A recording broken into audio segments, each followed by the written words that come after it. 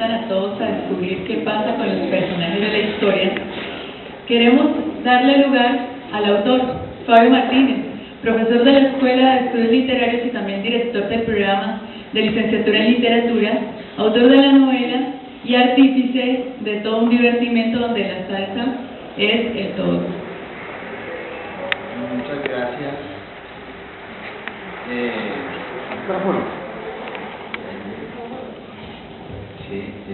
Decía muchas gracias.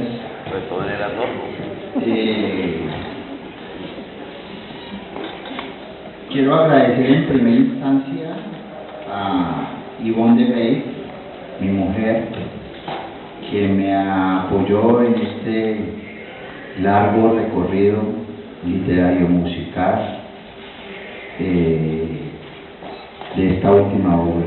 Asimismo, a mis editores, los poetas Gonzalo Márquez y Amparo Osorio, de Común Presencia Editores. Quiero asimismo agradecer a Gary Domínguez, entre otras cosas, después de la copa de vino, todo el mundo está cordialmente invitado a la Casa Latina de Gary Domínguez, a César Pagano, a Rafael Quintero, a Sergio Santana y a Alejandro Ulloa, que fueron los primeros lectores de este texto. Yo quise en primera instancia, porque como es una novela musical, en primera instancia quería que fueran los musicólogos de la ciudad y del país que de alguna manera fueran los primeros lectores y pues lanzaran sus opiniones al respecto, porque yo veo la música desde la perspectiva de la sensibilidad. Yo siempre he tenido una relación con la música desde la sensibilidad corporal y la veo hoy en día desde la escritura, como escritor. Entonces para mí fue muy importante este diálogo que tuve con estos colegas y amigos a nivel personal y por internet, vía virtual. Quiero agradecer también pues la difusión que ha hecho de este libro, particularmente ese noticiero virtual que nosotros tenemos en la ciudad, que está dirigido por Gabriel Ruiz y María Isabel Casas, ¿no? Yo quiero reconocer públicamente, porque de unos años para acá como que la difusión cultural se había perdido en la ciudad, y gracias a NTC, ¿ya?, que creo que ya compite con la BBC de Londres, pues todos los artistas y los escritores que pertenecemos al mundo cultural podemos, digámoslo así, ver difundidos nuestros trabajos literarios, que muchas veces son opacados por la prensa tradicional. Quiero agradecerle a ustedes, a mis colegas de la Universidad del Valle, a mis colegas de la Facultad de Humanidades, el profesor Darío Henao, al profesor Julián Jiménez, al profesor Edgar Collazos, ¿no?, y a muchos otros, al escritor Humberto Valverde, que también está como personaje real, no personaje de ficción en la novela, en algún pasaje, ¿cierto? Más adelante podemos hablar de eso. Y en general a todos los amigos y amigas que hoy me están acompañando en el lanzamiento de esta novela. Yo quiero ser muy breve. ¿Qué hora es, Alejandro?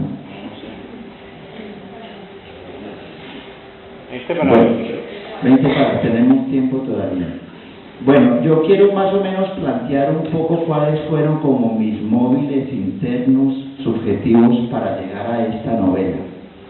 Yo desde muy joven quise hacer una novela sobre Cali, que yo pienso que esa es como la gran pasión y la gran obsesión de todo escritor: escribir sobre el mundo que lo parió y que lo vio nacer y que lo vio crecer en ese sentido. En el caso particular mío fue muy difícil, acercarme a la ciudad de Cali. Tuvieron que pasar muchos años para poder, digámoslo así, empezar a metaforizar mi ciudad. Era en ese sentido. El primer guiño que le hice a la ciudad fue justamente con mi primera ópera prima, publicada en el año de 1988. Una época en que era joven, bello, y tenía pelo, y aún tenía pelo. En esa novela le hice el primer guiño. Esa es una novela que se llama Un habitante del séptimo cielo, y paradójicamente no transcurre aquí en la ciudad de Cali, porque es la vida, el exilio voluntario de dos jóvenes caleños que se van a París, y el uno quiere ser escritor, tienen grandes proyectos en su camino, el otro quiere ser cineasta y fracasan en el intento. Pero de allí rescaté el título, o sea, el título implicó Un habitante del séptimo cielo. En esa época, pues los caleños, Hernando Guerrero creo que hizo parte de esa odisea, y como bombero regresó también a su ciudad natal, ¿no? Y tenía pelo, por supuesto. Hoy es calvinista como yo. En esa época, esa generación que fue a París, y cada 10 años van generaciones, ¿no? Hoy en día se desplazan fundamentalmente a Chile, a España, etcétera. En esa generación, pues, esa generación vivía en las famosas mansardas o guardillas que quedaban que quedan en los sextos y séptimos pisos de París. Entonces yo en los restaurantes de la Universidad de la Sorbona, yo le puse como sobrenombre o como apodo a esos séptimos pisos el séptimo cielo, y era una manera de hacerle un guiño, un juego de palabras con ese famoso sitio emblemático de la ciudad donde se bailó mucha música del Caribe, ¿cierto?, de los años 60, en ese sentido. Pero aún yo no me acercaba, digámoslo así, a la ciudad. Fue 30 años después, ¿ya? 30 años después, que después de haber terminado una novela de carácter histórica, Balboa, el polizón del Pacífico, o sea, yo me iba acercando como hacia las curvas de la ciudad, ¿no? Que surgió la idea de hacer una novela sobre la época y sobre la ciudad. Yo había terminado una novela de carácter histórica. Las novelas de carácter histórica son, pues para el escritor son apasionantes, pero implican un trabajo y un esfuerzo descomunado, y aquí hay varios autores que han escrito ya novelas históricas, ¿cierto? Porque implica estar uno encerrado en los archivos y en las bibliotecas, ¿ya? Entonces yo quería eso, yo terminé, se publicó esa novela en el 2007, entonces quería como un nuevo aire, un aire fresco. Todo escritor siempre cuando empieza un nuevo texto empieza como de cero porque no sabe para dónde va, en ese sentido. Entonces allí surgió la idea de hacer una novela sobre la ciudad. Entonces empecé a hacer una indagación de carácter muy subjetivo, un ejercicio personal que yo hice, ¿cierto?, individual, ni siquiera lo compartía con mi mujer ni con mis amigos, y yo les recomiendo ese ejercicio, y es un ejercicio que da buenos resultados. ¿Cuál fue mi época más importante de mi vida? Ya, estoy hablando como si ya me fuera a jubilar o me fuera a morir, ¿ya? No, pero yo todavía no me voy a morir, ¿ya? Y descubrí que un periodo muy importante de mi vida fue justamente los años 70 en la ciudad de Cali, ¿no? Subjetivamente. Y después coincidí que, como lo dice Alejandro Ulloa, esa época marcó mucho a una generación, no solamente en la ciudad, sino también en el país y en el contexto internacional. Porque fue la época un poco que se inaugura con mayo del 68, con Tlatelolco en México, ¿cierto?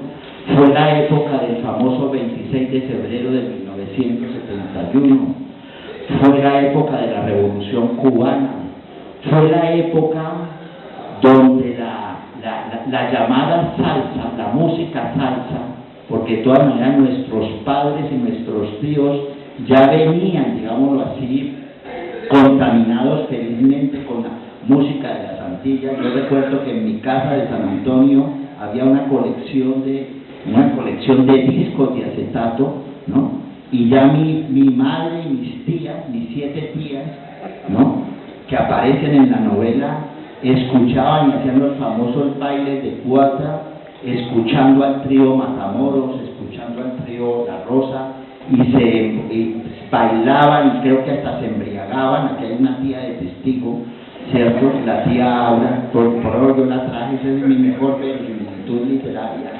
¿cierto? Se embriagaban con las guarachas de Daniel Sanz. Ellas de una u otra manera hicieron parte del estilo pachuco, que Alejandro Ulloa relata muy bien en la historia de la salsa en Cali, que es una influencia bienvenida de la cultura popular mexicana. Entonces surgió la idea de una novela de época, ¿no? De una novela de época, porque yo fui feliz en ese periodo, en esos 10 años, y yo creo que más de uno fue feliz en ese periodo. Y era una ciudad todavía era una ciudad que empezaba a ser moderna en ese sentido, y que tenía un futuro, y que tenía esperanza en ese sentido. Y esa generación, por esa razón, de una u otra manera, se aglutinaba en los bares, como el famoso bar de William, en los cafés, como el Café Los Turcos, y hacía todo un periplo de carácter nocturno por las principales bares y discotecas de la ciudad. O sea, esa no es una historia personal, sino que esa es una historia de la colectividad, ¿no? Y es una época fue una época muy hermosa. Ahora, yo no lo estoy planteando de una manera nostálgica ni nada de esas cosas, ¿cierto? Yo digo, como decía el finado Ernesto Sábato, ¿no? Toda época fue peor, pero cada vez que nos acercamos más al siglo XXI, como que cada época fue peor en ese sentido. Nunca vislumbramos la debacle, la crisis que iba a pasar en este país. Nadie pensó jamás en eso, ¿cierto? Entonces, por esa razón me incliné a hacer una novela de época sobre ese periodo. Y por otro elemento subjetivo que me parece muy importante como escritor, y es que para mí Cali pertenece a ese circuito de las llamadas ciudades musicales. O sea, Cali en ese sentido es hermana gemela.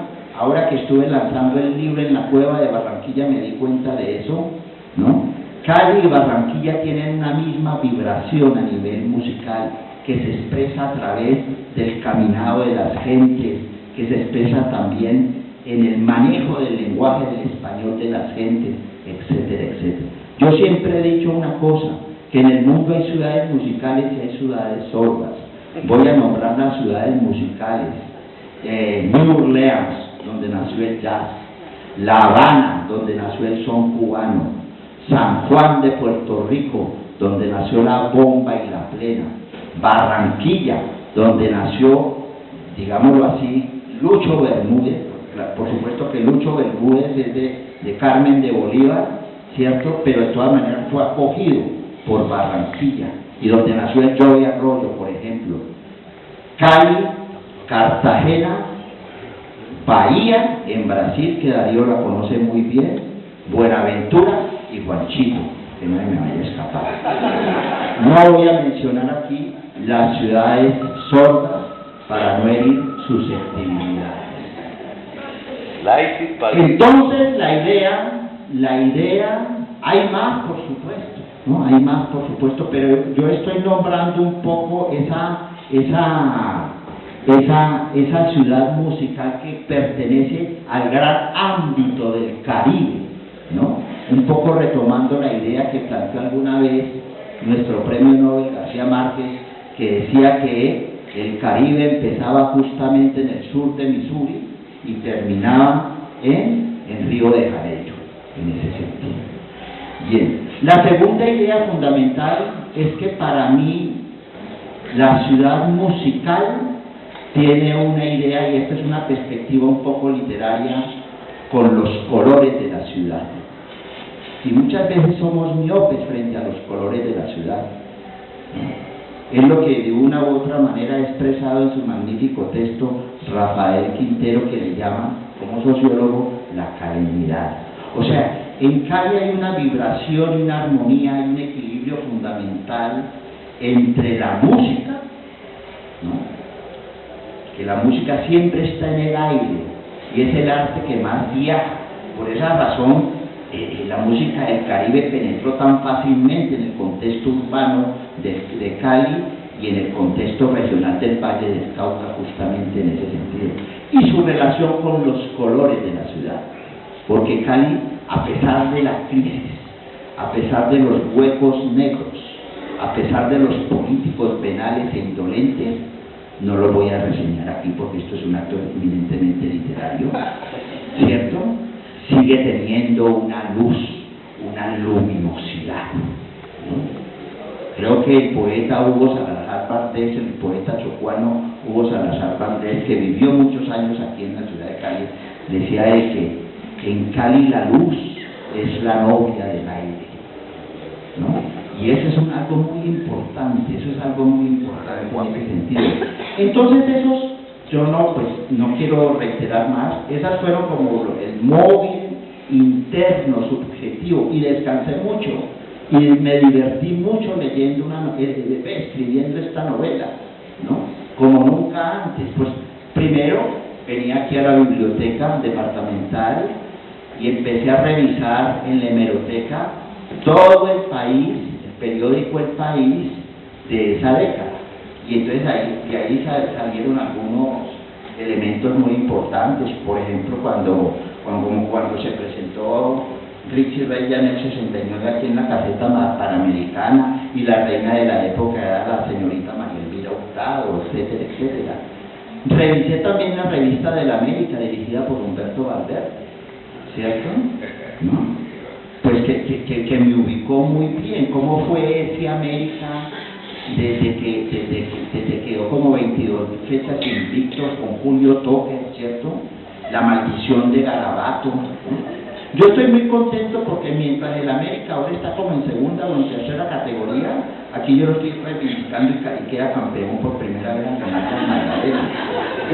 Entonces yo invito pues a los aficionados y a la fanaticada, a las barras bravas, ¿no?, del América, pues que se refugien en mi novela, porque es un bello consuelo para los americanos, ¿no? Yo cuando los veo llorando por allí, a Harold Bardey y compañía limitada, lea mi novela, por Dios, que aquí queda campeón de la América, ¿cierto? Entonces eso es una buena cosa. Sí, crece, sí. Bueno, esos fueron un poco los móviles. Me sirvió mucho, debo reconocerlo. Lo que pasa es que una novela con bibliografía me parece pues asquerosa intelectualmente.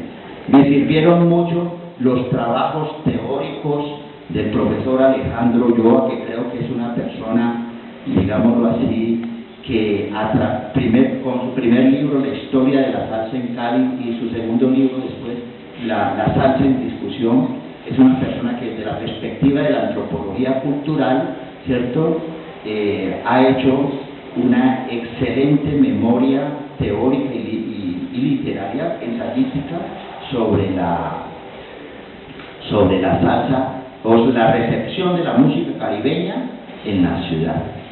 Me sirvió mucho, por supuesto, debo reconocerlo, ¿no?, digámoslo así, ese momento tan lúcido que han tenido los escritores cubanos y su relación con la música, ¿no? Y esto lo planteo ya desde que éramos estudiantes de literatura. O sea, yo leí en mi juventud Los Tres Tristes Tigres de Cabrera Infante, ¿ya?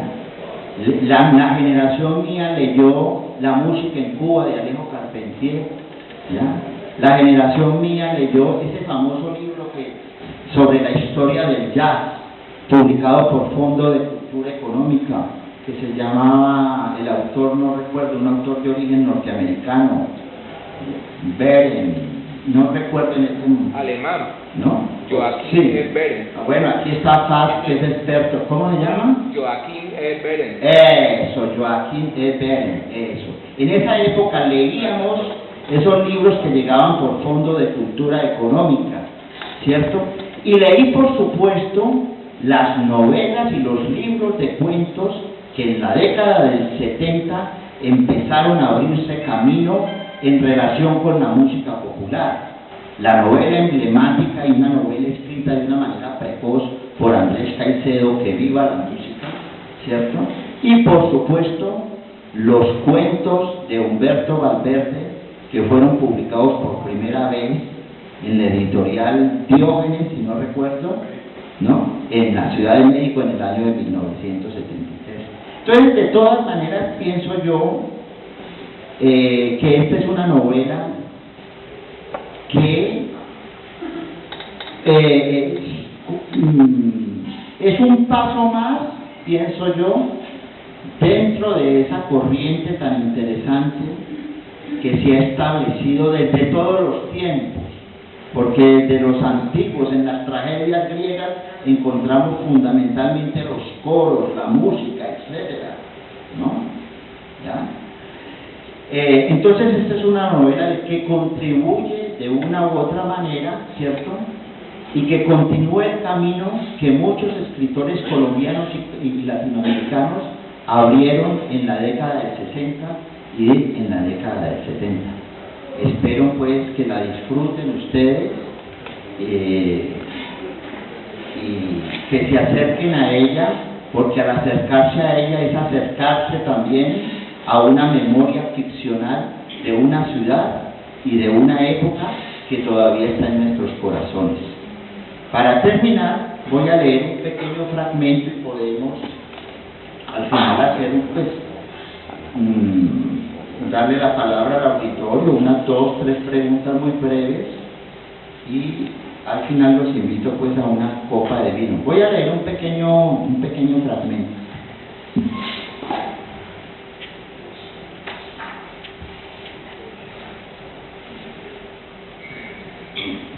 Dice: Festival de Orquestas, Estadio Pascual Guerrero, 2 de la tarde, la temperatura ha subido a 38 grados centígrados bajo la sombra. Los autos que están estacionados al pie del hemiciclo parecen muertos. El asfalto expide olas de humo a la distancia. Las hojas de los árboles están quietas. Los ojos de los semáforos parpadean lentamente. La gente hace una cola que llega hasta las piscinas olímpicas. Los vendedores ambulantes ofrecen cerveza, gaseosa, agua y aguardiente en botellas plásticas. Beethoven entra al estadio por la puerta de los artistas y los periodistas. El negro se siente orgulloso y está feliz. Por primera vez es alguien en la ciudad y está cumpliendo su sueño. Beto va vestido con una camisa floreada, unos pantalones de lino y unos quesos blancos sin medias. Apenas pisa la gramilla, arranca un par de hierbas, se las mete a la boca y piensa: Diosito lindo, por fin se está cumpliendo mi sueño. Se acerca a la fila de platea y se sorprende que toda la gente que está allí lo saluda. A excepción de unos cuantos lagartos que nunca faltan, toda es gente de caché, es gente de la crema innata de la ciudad. Si don Aristarco y doña Luz estuvieran aquí, quedarían boquiabiertos. Mira hacia las graderías y ve al pueblo enardecido gritando para que la primera agrupación musical de la tarde salga y se presente en la tarima. El pueblo bebe a pico de botella, baila y salta sobre las gradas calientes de cemento. Si Jennifer, mi hermanita mayor, estuviera aquí, me colmaría de besos. Una jovencita de blusa escotada y minifalda pasa a su lado y le dice: a usted lo vi la otra noche en el shop del Chila. ¿Puede regalarme un autógrafo? Sí, señorita. ¿Cómo es su nombre? Sandra. ¿Dónde le firmo? Aquí. La pelada levanta su falda y descubre una nalga. Beto llama a un vendedor ambulante y pide una botella de agua. El hombre lo reconoce y no le cobra. Se sienta, mira hacia la tarima y ve a los encargados del sonido probando los micrófonos. 1, 2, 3, sonido, 1, 2, 3, probando. Cuando el sonido queda listo, oye al presentador anunciando el primer grupo de la tarde. Se trata del trío San Juan de Tito Cortés. Cuando Tito sale al escenario y comienza a entonar su canción de rumbes, una lluvia de botellas de plástico que viene de las graderías cae sobre la tarima. Una señora encopetada que está al pie del negro comenta: es el colmo, joven, mire qué grosería, a esa gentuza no le deberían dejar entrar al estadio. Sí, señora, estoy de acuerdo con usted. ¿Por qué no quieren al señor si canta bien?, pregunta la señora Linajuda. Tiene fama de marihuanero. ¿Marihuanero? Qué pesar. Si al señor nadie lo ha visto fumarse su cachito, que lo dejen cantar tranquilo. Bolillo en mano, un piquete de policía sube por las graderías. Apenas la gente tiene cerca a los hombres de verde, grita a todo pulmón: Tito, no nos defraudes, canta alma tumaqueña. Tito, que está nervioso e inseguro, eleva su mirada al cielo y comienza a cantar. Al calor de mis dulces palabras persuasivas se encienden las pupilas con luces de esperanza. La gente escucha la voz de Tito Cortés y es como un bálsamo, como una oración. Tito Cortés es nuestro Daniel Santo, el jefe. El estadio, que hasta hacía poco era toda una algarabía, ahora es silencio. La música no es solo el sonido, es sobre todo silencio. Cuando Tito sube de tono, el estadio vuelve por sus fueros y se une a su voz en un solo coro que resuena en todo el barrio. Mas no llores, oh virgen tropical de mi anhelo. Tito abandona la tarima en medio de aplausos y rechiflas. El presentador anuncia enseguida a Piper Pimienta Díaz y Fruco y sus tesos.